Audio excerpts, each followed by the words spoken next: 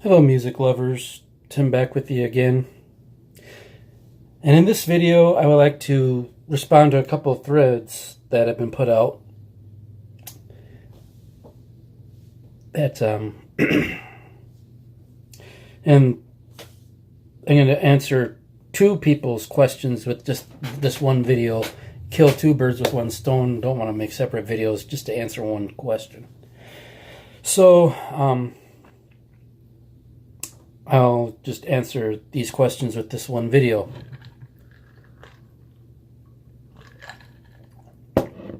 And I'll go with the ladies first. Bev over at the channel Clarkovision, a big Steve Clark era Def Leppard fan, asked this question about an album you bought strictly by the cover. You didn't know anything about the music. And last couple days I've been kind of thinking about this, and the thing that I have that came the closest, I think, to what she's asking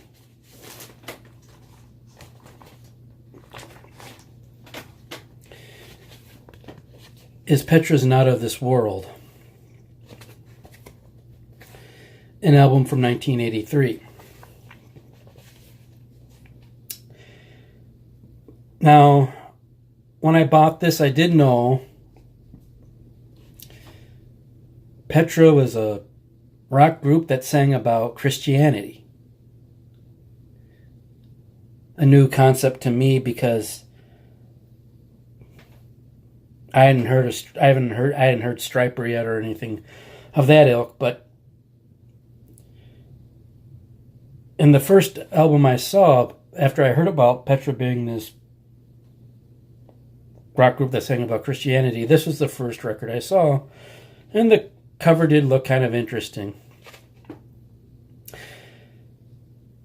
Now, what I expected this album to be is not what it is, so to speak.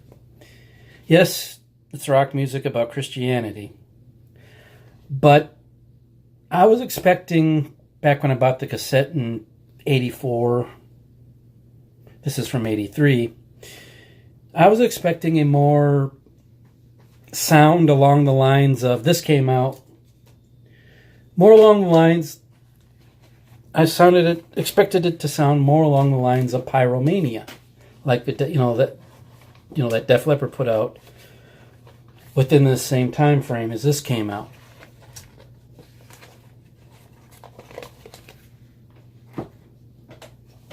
And that's not what I got. I still enjoyed it nonetheless, obviously, because I picked up the record just recently. It's more of a... Now, I'm not the best when it comes to defining specific genres. I don't know if I'd call it progressive or not. But to me, it has some of those elements in there. But it's a very, let's just say, classic rock-sounding album. Something that would have fit right in, a little modernized sound from the 70s. You know, they brought it more into the 80s. It's the best way to describe it, when I was expecting more of a hair metal sound. So I didn't buy it totally, quote-unquote, as a blind buy, but what I was expecting isn't what I got. But I still enjoyed it nonetheless. The two songs on here that are the closest to what I expected the rest of the album to be is the third track actually on here, called Bema Seat. And I like and they just re-recorded that song about 5-6 years ago. And I like the guitar solo on the original version a lot better than the redone version. But that one and the song Pied Piper are the two closest to what I was expecting from this album. So, Bev, hope you enjoyed my answer. Now on to Vinylizer. when he answered Metal Ron's question about his favorite band and why, he added on to that question by wanting to know people's favorite song from said favorite band or artist. And I'm going to take somewhat of the same approach that Ron did in answering the question. I couldn't come up with one definitive answer on a favorite song. So like Ron did with his Overkill, he went favorite song for each album. I'm going to give you my favorite song from every Scorpion studio album. And I'm not going to include compilations that they might have added a new track or two. I'm not going to include those because there are a lot of those. So we'd be here forever. But I'll start with... I'll start with their debut, Flight of the Rainbow. Lonesome Crow, Flight of the Rainbow is the second.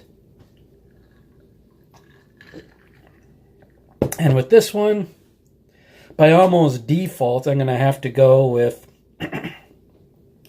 the track I'm Going Mad. That's the one from that album I heard the most. I have listened to some of it since you sent me the picture disc of the album as a gift, and like you, John, I'm not a fan of it. So really didn't listen to the whole thing all the way through. So for Lonesome Crow, I'm going to go with I'm Going Mad almost by default. Now, Flight of the Rainbow. Flight of the Rainbow. My favorite track on there is Speedy's Coming. Probably, I'd say that's probably the first 70s Scorpion song I ever heard, was Speedy's Coming, on one of those compilations that had some of their 70s stuff. It was a part of it.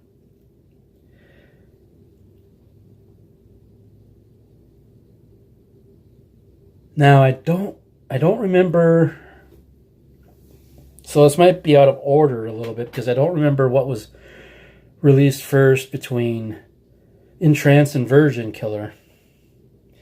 But I'll start with In Trance, and my favorite song, it's either between Top of the Bill or Robot Man. Top of the Bill kind of edges out Robot Man. Now, Virgin Killer, the first 3 tracks on that album are spectacular. Pictured Life, Catch Your Train, In Your Park. But I'll say that Pictured Life edges out Catch Your Train by that much. It's pretty doggone close. Now on to Taken by Force, my favorite 70s album of theirs as a whole. My favorite song on there is We'll Burn the Sky. And kind of going off on a little rabbit trail, DJ High Noon, if you watch this, I meant to ask you when I commented on your video on Jimi Hendrix as being your favorite artist, if you know the connection the Scorpion song We'll Burn the Sky has to Jimi Hendrix.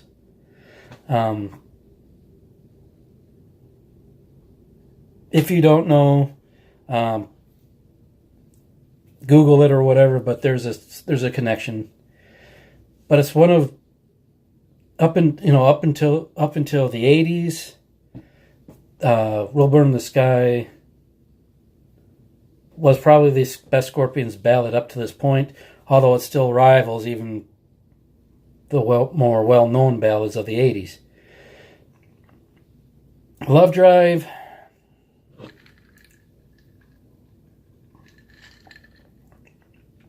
Again, it's a close call between two songs, and those two songs being the title track and the song called Another Piece of Meat. Again, I'll probably say Love Drive by Whisker. Animal Magnetism. Animal Magnetism, my favorite song off of that album is not what anybody will probably expect to hear me say. But it's my favorite song off that album. It's the second track called Don't Make No Promises.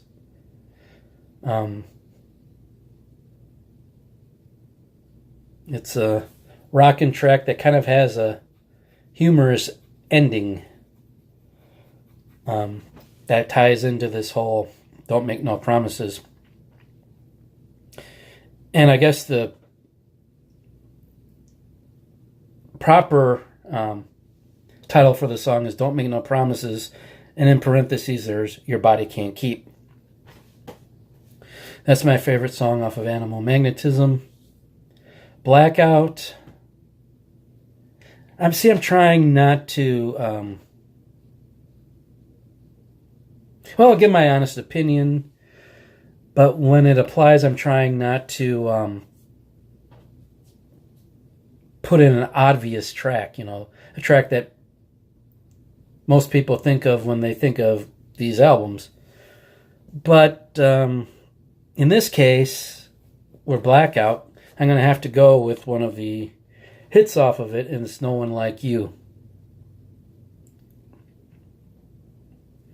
I remember the first time I ever heard that song was Worldwide Live, and I was blown away by it.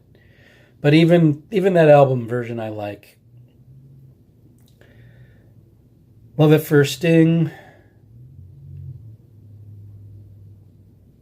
Again, it's not one of the ones that people think of when they think of Love at First Sting, but my favorite song on there is Coming Home, and on other videos I've mentioned why that's my favorite song from that album. But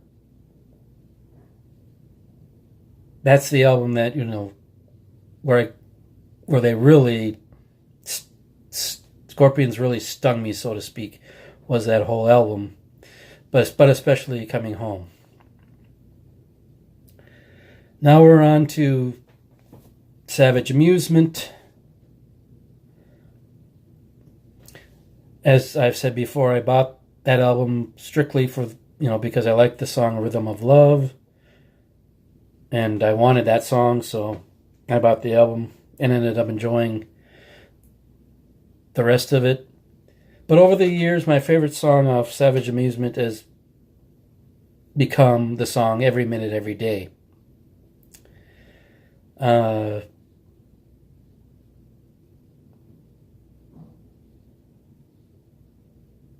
Because it tells of a story that I've seen unfold in my extended family's life, things they've lost from alcohol, and so to speak.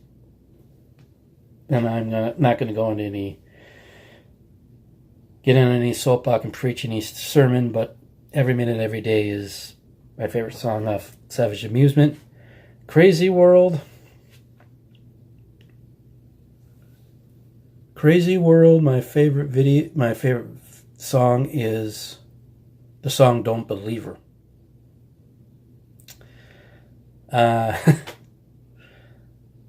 For reasons I'm not going to get into, but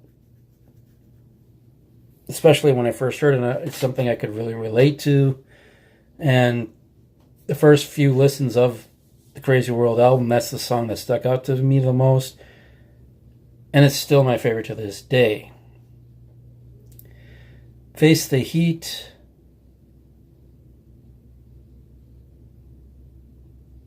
Face the Heat, my favorite song off of that one is probably a song called Unholy Alliance.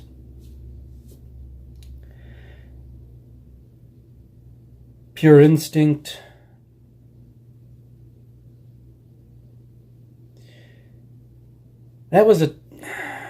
As a whole, that was a tough album for me to get into. But I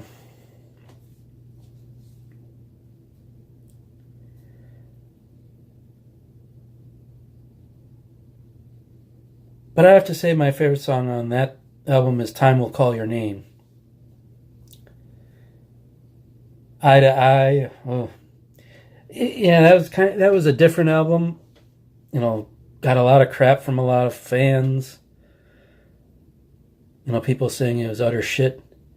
But I didn't think it was bad as a lot of fans made it out to be, although it was very, very different for a Scorpions album. But my favorite song off of that one would probably have to be... It'd either be Mind Like a Tree or Alea. But I'll go with Mind Like a Tree. Unbreakable, which they started to sound more and more like the Scorpions. My favorite song is Blood Too Hot. I'm trying to think what came after Unbreakable. Oh yeah, Humanity Hour 1. My favorite song off of Humanity Hour 1 is The Game of Life.